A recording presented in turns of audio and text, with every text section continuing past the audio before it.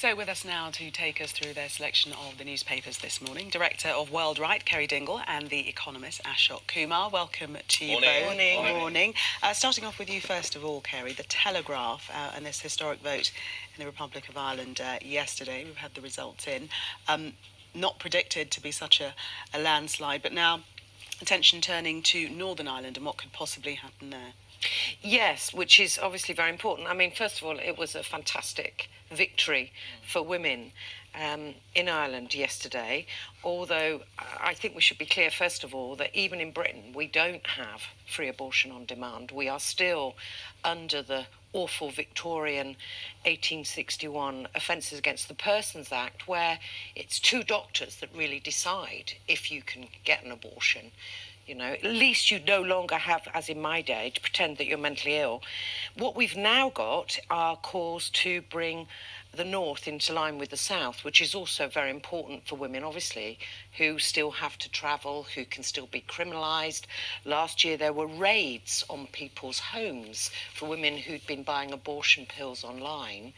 And so I think it's very important, and there are demands on Theresa May to allow a free vote, which is what this article is referring to, sort of led by Labour MP Stella Creasy.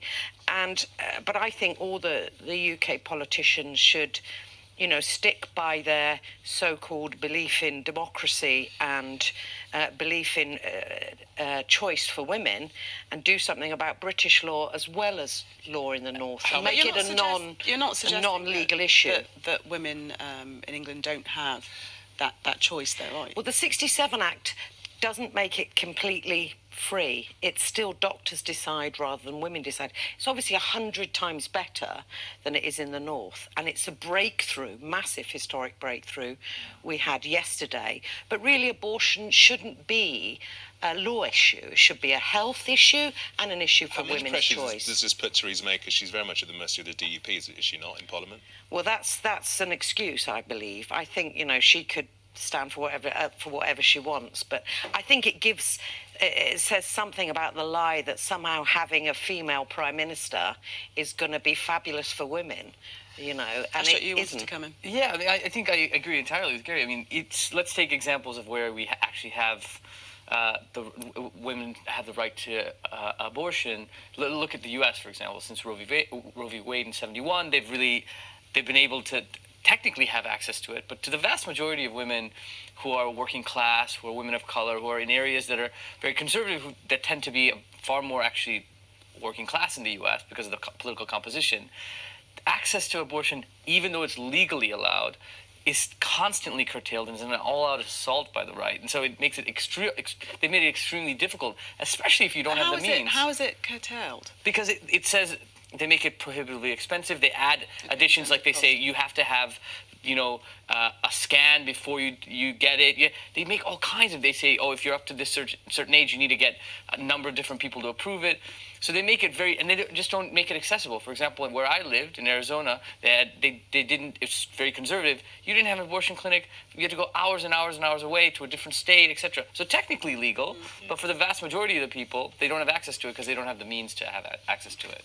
Let's move on to another topic: homelessness. This is in the Observer. Ashok, you've had a look at this one. Yeah. So this is a story about how many, nearly £1 billion is paid out to essentially slum lords to house people who are homeless for the night, or they're being rehoused somewhere else.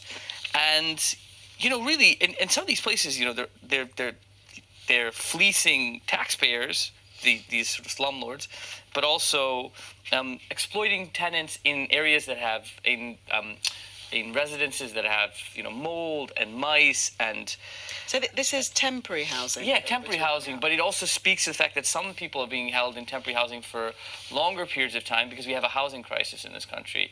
And in particular, it speaks to how the way what people think that if we don't invest in more public housing, that somehow is a smart economic decision. In fact, it's costing us to the tune of £1 billion to even temporarily house people, but the temporary housing is part of a larger crisis in housing. And so this is a sort of long read that we find in The Observer that is actually trying to unpack why it is that we're spending, and also the conditions of the individuals who are living under it. But the solution surely is build more. 100%. The solution has to be solution. build more public housing rather than pay for essentially the profits of private landlords, which is actually legalized corruption, if you ask me. They're taking public money to house people in totally in squalid conditions. Slums. So, I mean, it is legalized corruption for the kind of worst kinds of conditions. Short-term solution. Kerry, you picked out a story in The Sun about Tommy Robinson. What's this one about? Yes, this is just a small story that kind of began to hit the news yesterday, where apparently, I think it was on Friday, English Defence League, horrible politics, Tommy Robinson was arrested for filming on his phone, I believe, and reporting outside a grooming court hearing somewhere in Leeds. And then what happened was yesterday, or within that 24 hours, the paper here is reporting about how hundreds, and you saw the video, hundreds of EDL supporters gathered outside Downing Street to say free Tommy, and you can hear them in the video shouting free Tommy, free Tommy. And I mean, the point I'd make about it, it does look like he was rather set up and pulled by the cops for doing something. He was charged and arrested on the basis of breach of the peace for filming outside a trial, but it was on the way out, and reporting as any other media person would do. And whatever we think of his scumbag politics, I think that kind of heavy-handed policing... That wasn't a loaded statement. I mean, he's a fascist. You've got to be able to call fascist but scumbag. clamp heavy-handed policing will whip up that sort of backlash. Yeah. And free speech is, I think, even more important for people who have these type of views, so that you can challenge I agree. it. If Just they're to say, we don't know arresting- the details of, the charges under which he was arrested exactly. Well, no, It's it's a very- definitely very- breach of the peace. Very is what they short said. article. But it's also that if they're arresting scumbags like Tommy Robinson, they're going to be arresting decent folks like us next. That's all I'm saying. I agree with you, Kerry. Odd look there from Kerry. Do you not agree? And what's the decent people thing? I think we need to... You're not right. claiming to be one of the decent No, I'm not people claiming there. to be a decent person. I think I'm free claiming to be a speech decent for person. even far-right individuals like Tommy Robinson and the police not being so heavy-handed is the way to go. Okay, point taken on that one. Let's have a look at The Times, Ashok. This is an interesting story, not something that I'd seen before. Refugees apparently selling EU passports. This is in The Times? Yeah, so this is a story of how, essentially the conditions of refugees have become so unbearable that some have chosen actually to, give up passports and actually come back into Syria or even Turkey. And it's sort of, we know the conditions in Syria are, just unconscionable still.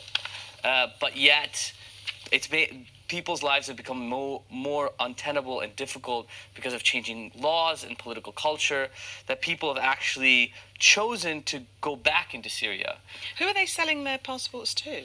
Other refugees? I imagine, yeah, that they're selling it. I mean, the article doesn't go into details who they're selling it to, but the article is more focused on the fact that people are just trying to, and it's also that people have this idea that, that there'll be some kind of support system or some kind of infrastructure in they're escaping horrendous conditions, but then also when they arrive, they realize that actually their conditions here aren't Well, much, if this much is better. true that they're opting to go back, then the conditions that they've fled to are infinitely worse. Yeah. Well, I think it's also that it's a bit of a myth that when people flee their country, they're all here to, sponge off us and, be benefit scammers or whatever. When in truth, it's a huge thing to want to leave your home, and most people will want to go home at the nearest opportunity. Exactly. It's not like if we go on holiday, fall in love, decide to live in Peru. because you've met someone. Even then, never done that. never We've done that. So specific. How long were you in Peru? I've never been to Peru. And who did you meet? But even then, Tell us more. I used to fall in love on Greek islands as a teenager every year. But in truth, you do want to come home. And, you know, that is where you grew up and all the rest of it. And I think that's so normal for refugees. You're not because they are necessarily being treated so horrendously in Europe as it happens. I mean, the story says that that's what it was. But I agree with you that a lot of it is people, because the culture will be like, they don't want to assimilate. It's like, well, that's not why they're here. They're here because people are, you know, desperate, and they would like to all of the opinions and all of the sort of even the remote polling data that you find on this is that immigrants who are coming aren't like trying to take, they're just trying to survive so they can come back. And it's an awful way. I was in Calais where they dismantled the jungle last week, and there were Syrian lads hanging about everywhere, and there must have been 50 or 60 just around my old wagon because it's quite big. And I was on a wine run, but you just thought, what a horrendous waste of humanity, these lads just hanging about who've come hundreds of miles Just existing. for what? Ceri and Ashok, thank you very much for the moment. We are going to take a break. It's a stupid story, she asked me. Ceri and Ashok still. Well, let's stop talking. I'm talking. So sorry. Right, you may talk now. We're going to have a look at the Mirror. This is a very odd story, odd food story. A new trend, perhaps? Yeah, it's just a crazy funny story in the Mirror, but it's just saying that we Brits are becoming wild with our barbecues, and we're doing curry and stew and even roast dinner on the barbecue. Actually, I quite fancy roast dinner on the barbecue. I had no idea how you do peas unless you just stick a pan of water on there That's what on I the was barbie. thinking. Well, the how curry, do you've got to put the curry in a pot. Yeah, but you put a pot and then you like hover it. I mean, look, I think There's this is cool ones with your chimneria, darling. exactly. You have your chimneria, you have your posh Barbie with one of those oven pots on top of your chimneria. It's not your old whatever.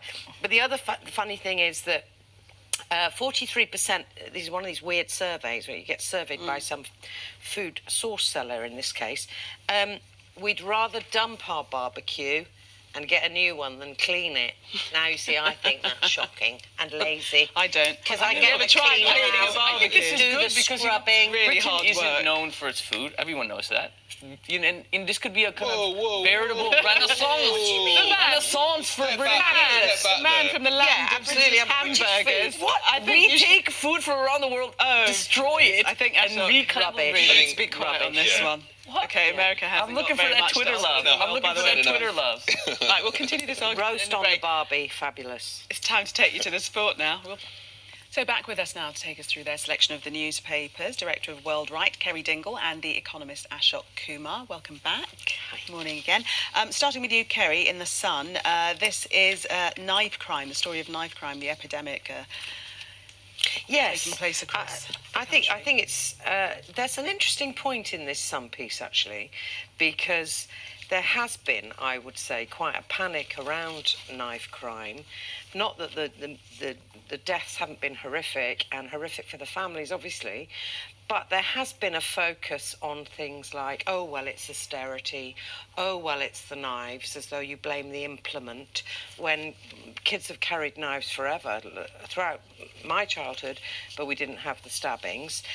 Oh, it's gangs. It's always something else, rather than... And the interesting thing about this article in The Sun is saying it's not enough to say, get the knives off the streets. We have to look at what else is going on, and that would be a good thing.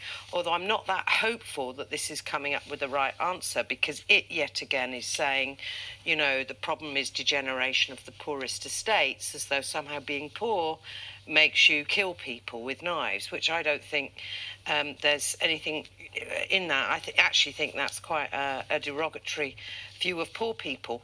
I do think we want, as the Sun is suggesting here, to look beyond these obvious causes, to think about the sort of cultural crisis that underpins this. I mean, what is it that makes these particular individuals, and they are particular individuals, and should be seen and blamed as such, so nihilistic, you know, so anti-human in their views? And we have to look at society in terms of those ideas, I think, rather than just saying, blame the blade. But you don't think that poverty has anything to do with it? Is I it not don't part think of the poverty equation? is causal at all. Poverty has never made you a particularly violent or anti-human person.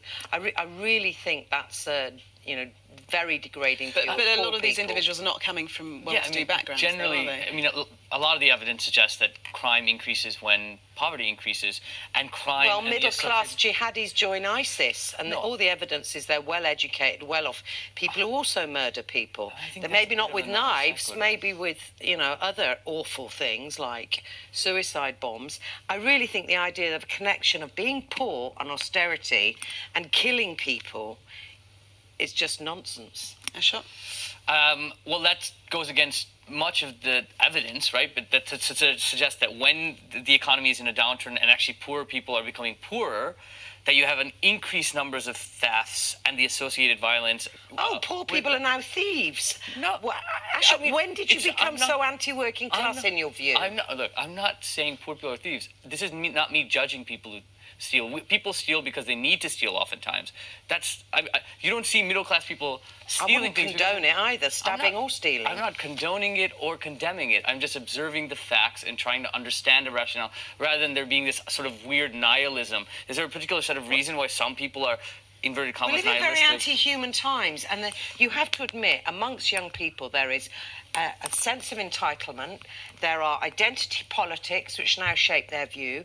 There are quite nihilistic ideas abound, and what we're saying, those have no influence. I think what's good about this article is we need to go a lot further than saying it's poverty or bad estates or too big a cutlery drawer. Yes, but they are part of the equation. But I think it is more complex than sort of blaming just one single phenomena. Ashok, you've picked this story in the Times. I mean, we've seen a real sea change in Ireland over the last few years, and we thought this referendum result was going to be quite tight, but it was anything but close. Yeah, and that's what's so quite heartening about it. But also, I was thinking about this actually. It's just. I know in this day and age that this is still up for debate was quite disappointing, insofar as we're having a mass vote for what women can do with their own bodies, and also it speaks to the fact that this doesn't necessarily solve the problem. We need to ensure that that abortions are free, universal, and on demand. And in a lot of places that currently have abortions, where women are allowed to have abortion, it's super uneven. But people with the means can have it. People without the means don't have it. So for me, it's really again heartening to see this. Especially there's a huge push towards supporting the referendum, but at the same time, I think that putting it to a general vote, what women can do with their own bodies, to me, does feel a bit depressing. I couldn't agree. Can I just say on that? I mean, I think that's the best thing about it was the fact of the democracy, the referendum involved. For me, more referendums on all these issues, because while it is an issue specific to women in terms of it should be women and outside the law and nothing to do with the law or Parliament, that women choose how they want to control their fertility and when to have a family. Nonetheless, the idea of winning men over, winning the argument, the idea that, if you had a referendum, all these kind of backward, rural, religious people were going to screw things up for women, just proved to be nonsense. And it's a shame we don't have the same attitude to Brexit and support people who voted leave in the same way. But I think putting these things out to a vote, winning the argument, we need to do lots more of it. Interesting how you just dropped the Brexit bomb in there. We can't go through one paper review without mentioning it, can we? Let's stay with politics, international politics now, having a look at the Times. And this is really about the North Korea talks. Are they still on the table? They were dashed, but it seems that Donald Trump has injected a bit more optimism now. They could possibly still go ahead. Yeah, in the Times. I can't find the article here, but I do know what it's saying. The embers of hope still glowing. I mean, the reason I picked this, even though it's a small version, obviously it's all over the news. Trump's flip-flopping effectively from the statement from Korea that freaked him out, and he wrote this appalling letter that was all over the news last week, saying, right, we're not having a summit anymore, to now saying it's maybe back on the cards. I think the problem with the media coverage, including this, is that it's all seemed to be about Trump. It's about the buffoon, in my view, as though Trump, his caprice, he is the driver behind peace in the world and, heading for a Nobel Prize or whatever. Whereas if you look at this a bit more carefully and look at it in a bit of historical perspective, the real driver here is the aspiration for North-South unity between North Korea and South Korea. And it's actually President Moon who's been the key player in making things happen, and that drive for unity. Can you deny that President Trump has played a role? I think he plays a very destabilising and dangerous role, because for example, we're going to, put complete denuclearisation on the table, meaning for North Korea, not for America. In truth, North Korea is bound to up the ante because it doesn't want to denuclearise. And what's it used to get Trump to the table is the fact that it's got nuclear weapons. The promise last week, it blew up a particular site to get Trump to the table, because for North Korea, what's key, as well as unity, is doing something about the terrible state of its economy. And that's why it's interested in summits with America, with China. But getting around any table. But I think Trump isn't the driving with force. A potato head. I mean, he doesn't like a potato for a brain. The danger. He's just there saying wildly crazy things. It's like geopolitics by tweeting is not good news. Means might justify the ends. Let's wait and see what happens on June the 12th. They're not looking optimistic. It won't be good if it's good. It's not his doing. Ceri and Ashok, thank you. Disagree. Ashok and Ceri still with us, taking us through the papers. We've just got time for this last article in the Express, Ashok, about sort of the politicians once they leave office, how they fund themselves, how they make a little bit of cash. A little bit, just enough to wet the tape. So here's a deal that the Obamas have made with Netflix. $50 million is the rumor, and it's not the worst place to enrich yourself after you've become a politician. I mean, oil and gas, other places that people really, really make that money, make that dough. But it really does sort of speak to kind of the revolving door of politicians. I mean, it's kind of funny the way that Obama's presented now. Like, it's almost like, when you see him like jet skiing and walking around, it's almost like a kind of an erectile dysfunction commercial, right? He's like everywhere hanging out. Do you know what I mean? Like, just like everyone's just like always like laughing. Entertainment. And they're like, oh, he's so much better than Trump. It's like, yeah, anyone's better than Trump. And it's like he's now making quite a bit of a killing, just like the Clintons did, just like all these politicians. Do you object to them making a living after politics? We should have what should law. they do? They should be cleaning toilets. No, they shouldn't be enriching themselves to the tunes of tens of millions of dollars. Mad. Why? Why shouldn't they make money? Because it speaks to the kind of politician they'll be in when they're in there. You look at Paul Ryan, Speaker of the House, who after he's left Congress, and now he's making, he's going to go work for the lobbyists who he was working for when he was surely Senator. we all want to be well off. Absolutely, I disagree. I'm surprised, actually. So people's, you got me all wrong. I'd like to be rich. I'm sure you'd like to be rich. And there's nothing wrong with getting into politics and then leaving it and trying to make a huge amount of money about your position. But the point is, with Obama, I'd say him as an entertainer stroke celebrity with Netflix, there's something consistent with that. We have to leave it there, I'm afraid, because we've got to get to the weather with Joe. Time now to take you through the newspapers, and with us this morning, Director of WORLDwrite, Ceri Dingle, and the economist Ashok Kumar. Welcome back. This is your final outing. Make it a good one. We're starting with the Telegraph, Ceri, and a secret plot, they say, to stay in the EU. Well, it's an interesting headline in that I don't think ideas of staying in the EU have been very secret at all. The idea that Theresa May has been right behind some hard Brexit, I think, is a joke. Really, it just feels to me that, and to a lot of people I know, that the government's been on the brink of surrender to Remain a lot of the time. And this is another example where the Electoral Commission, the Electoral Watchdog, it's clear, have already set aside a budget for Euro elections for MEPs. I mean, I doubt if it's that secret. It's quite transparent. They've set this aside, and it means these elections will be taking place after we're supposed to have left the EU, so 829,000 been set aside for that. And I think it's part of an ongoing farce, really, where we've had literally transition forever, the customs partnership idea, which really is stay the same by another name, single market by stealth, and all of which I think are very demeaning for the 17.25 million of us who voted for a clean break from the bureaucracy. So you believe there really is a plot to remain? No, I in really the EU? don't think there's a plot. I think it's a continued, sort of degrading of what the will of the people was all of the time. And we think we know Theresa May was behind Remain in the first instance. But if that was the case, why doesn't she just have all Brexiteers in the front bench? She's trying to have a happy medium, isn't she?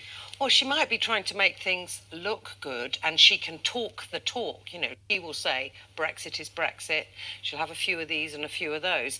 But I don't think she's capable, and the government isn't capable of delivering on the will of the people. That's my point. And I don't think the desire to water it down is a secret plot. I think it's been fairly explicit. Because you think she's a Remainer at heart? I don't know it's just that she's a Remainer at heart. I think she doesn't know how to take this forward, and I don't think it's a government that really believes that the sort of behind closed doors politics of the EU is that bad, where there are many of us who see it as against citizenry and anti-democratic. Ashok, you've picked up this story in The Observer. British arms exports to Israel on the rise. Tell us more. Yeah, so this, I think, is an absolutely outrageous story. You've had record numbers on record of British arms and contractors selling to Israel. 221 million sold. And David Miliband a few years ago said that these are definitely being used to murder Palestinians. And in recent months, we see that over 100 Gazans have been murdered peacefully protesting, over thousands injured by snipers. And on top of that, we have Prince William, who's planned effectively a kind of propaganda whitewashing tour, 5 days in Israel. And so I think it's really telling about the priorities, the international priorities, and the morality of our country's policies when instead of our country and the UK profiting off of the death of Palestinians and this occupation, we should be boycotting, divesting, sanctioning, and isolating this pariah state until Palestinians have the right of return, which is recognized by international law, and an end of a 70-year occupation. Hamas did say that they sent their fighters over, or attempted to send their fighters over. Okay, so firstly, Hamas is the democratically elected leadership in that country. It's the idea that Hamas would have nothing to do with things that happen in Gaza is absurd. Secondly, Hamas is often used as a kind of bait and switch. Hamas didn't exist until '87, wasn't armed until the early '90s. This has been going on for 70 years. But Hamas are not some, great good guys here, and I do think Israel is peculiarly singled out. If you look at Saudi Arabia, if you look at what's happening in Yemen. We talk about Saudi Arabia all the time, yes, and the fact is that also those is aren't outrageous. still, but the point is, Israel is being singled out as uniquely evil, and I don't think that helps the situation if we would like to see Palestinians and Jews living side by side. We're uniquely apologists for Israel, actually. We continue to arm them, we continue to defend them, we continue to send people to give diplomatic you cover to them. continually see Palestinians and paint them as the ultimate victim. I'm not doing that. I'm saying these were peaceful protests, and they were massacred. Okay. Let us identify that for what it is and critique it, not arm them to do it more. Carrie, do you think Prince William should be visiting? I'm no fan of the royals. I'm sure they'll go all over the world and claim that they're doing their democratic duty, whereas I think the monarchy should be abolished. That's another argument for another day, and we do not have time to get into that, so don't look at me like that. Let's move on to the Mail. This is your story, Ceri. Jacob Rhys Mogg What are we being told about him? Well, I think this is interesting because it's part of a broader sort of panic. I mean, last week we saw that there'd been this white paper over sort of Russian money swimming about as though the UK economy had this dirty money swilling through its veins, which was pretty mythical and unproven. But now we've got this hysteria about it being the other way round, where Rhys Morgan's got an investment company that has been investing in Russian production outfits, and therefore, or evil bad. I mean, I think the broader underlying problem is Russia baiting and always seeing Russia as the big evil. And to be honest, whether he's investing in Russia or whether Russia is in, buying football clubs and selling stuff on the UK stock exchange, there's nothing illegal either way, particularly. It does seem to be this underlying hysteria about corrupt, dirty money. I suppose it's a kind of, if you like, a moral question that's being raised about where his investments are, rather than saying he's doing anything illegal. He's not being consistent with his sort of pro-Brexit principles. I don't really see why not. I mean, I don't agree with Rhys Morgan. I think he's awful on abortion. I think he's good on Brexit and free speech and a free press. And I haven't... Who cares, really, where he makes his money? They're saying he's being unpatriotic by investing abroad. Well, actually, most of the whole concern about Brexit, interestingly, about trade, is about where do you invest and how will you get your money to export your goods and being more productive. So it's a bit of a silly nonsense. We are bound to make our money through overseas investment. Very quickly, Ashok, yes or no, is he being unpatriotic? No, I don't think he's being unpatriotic. Right, that's it. Oh. Stop. Ceri and Ashok, thank you for the moment. We're going to take a break now, but... Well, they've been arguing in the break. I'm going to unleash them on you now. We're going to have a look at the Times, Ceri. Sea warming. Yes, good thing, you see. No longer wearing wetsuits even. You don't have to wear wetsuits, and you can get in. Britain might, due to climate change, have a less freezing cold sea. Are you the could only get in the sea in Swanage or Bridlington? Ceri, are you the only person in the You world should get in the sea. who thinks the sea warming is a good thing? No, listen, the point is the doom-mongering. Ashok thinks the world is going to turn into a fireball. We're all going to explode. He's this, apocalyptic nightmare. Yeah. The point is, human beings are capable, through our brilliance and technical capacity, at solving all sorts of problems. But there might be aspects of climate change that are good, and apparently we're not allowed to say that, but they might be good to be warm, good to not wear wetsuits, good to have warmer sea. What, you're getting apoplectic as well as apocalyptic. This is not even remotely a silver lining. And also, I wish it was a fireball. It's not going to be a fireball. It's going to be hundreds of years of slow, lurch misery. And I'm sorry, but if 99 out of 100... I thought we were all going to freeze. 99 out of 100 doctors tell me I'm going to have a heart attack, and then one loony doctor says, no, it's not. I'm probably going to be like, I'm going to trust with the 99. And also, all the evidence suggests, fine, you can't wear a suit, but the vast majority of the world, the global south, you're seeing mass displacement, you're seeing a refugee crisis, you're seeing places submerged. The point is, we're not drowning like people are in Bangladesh because we have serious development. But I care about the people of Bangladesh just as much as I care about the people in the UK. Instead of, panicking and putting a stone in your flush so you use less water, we should be campaigning for serious development for those people, instead of going, it's all climate change, we must change our behaviour, when you don't save anybody. Let's have a serious debate about what we'd like. We would like it warmer in Britain and a warmer All sea. we know is that Ceri hates wetsuits. And she's like, this is great. I don't have to wear a wetsuit. Ceri, you're being crude. You're going to be having a serious debate for the rest of your life on Twitter now, because I can hear the people typing away in rage. Bring it on. Oh, she said bring it on. Just very, very quickly, have we got time for rags to riches? No, we're not going to be able to do that because we've got a statement coming. Yeah, that's